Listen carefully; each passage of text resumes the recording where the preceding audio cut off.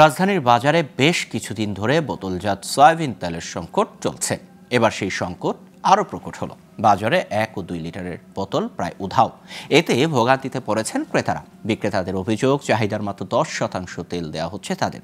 কয়েকটি কোম্পানি ছাড়া অন্য ব্র্যান্ডের বোতলজাত সয়াবিন তেল পাওয়া যাচ্ছে না। এদিকে সবজির সরবরাহ বাড়লেও দামে প্রভাব কম। অন্য সব পণ্যের দামও বেশি। বাজারে গিয়ে ক্ষোভ প্রকাশ করেছেন ক্রেতারা। রাজধানীর বাজার ঘুরে আরও জানাচ্ছেন আলাউদ্দিন আল আজাদ।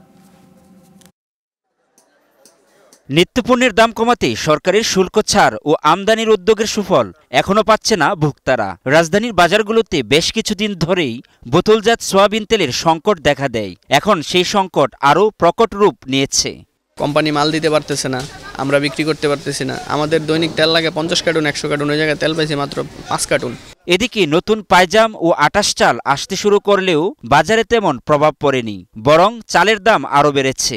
প্রতি বস্তায় 150 থেকে 200 টাকা বেড়েছে বলে জানান বিক্রেতারা। মোটা চালটা একটু নতুন বের হয়েছে জানো, কিন্তু বাজারটা ঊর্ধ্বমুখী, কোনো চালের দাম কমে না। আর গত 3-4 দিনের মধ্যে হঠাৎ চিকন চালটার দাম আকাশ ছোঁয়া হয়ে গেছে। হঠাৎ করে এই সপ্তাহের মধ্যে চালের বস্তার প্রতি আপনার 1-150 টাকা বেড়ে গেছে।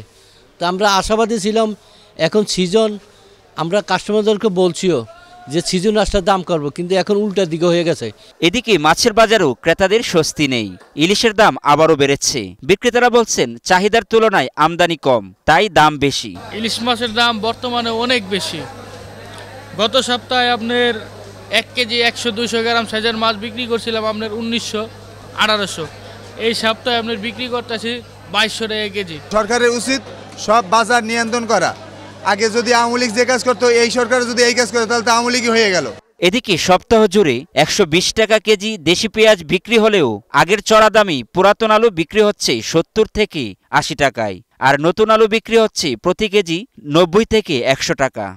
সিজন হিসাবে যে দাম, এটা কখনোই গ্রহণযোগ্য না। এটা সাধারণ মানুষের নিয়ন্ত্রণের বাইরে। সারাদিন ইনকাম আছে আমার সর্বোচ্চ 500, 2 কেজি আলু কিনছি 200 টাকা, 180 টাকা। তাহলে আমার বাজার আর বাকি সব কিনবো কি? আর ছেলে মেয়ে লেখাপড়া কিভাবে করাবো? শীতের সবজির সরবরাহ বাড়লেও দাম নিয়ে ক্রেতাদের অসন্তোষ রয়েছে।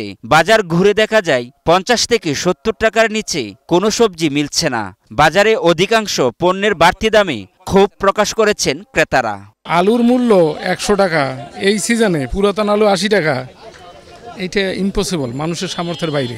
করলা 100 থেকে 90, তারপরে বটবড়ি 80-70 কেজি বিক্রি হচ্ছে। তারপরে পাতাকপি আছে 40-50 টাকা বিক্রি হচ্ছে।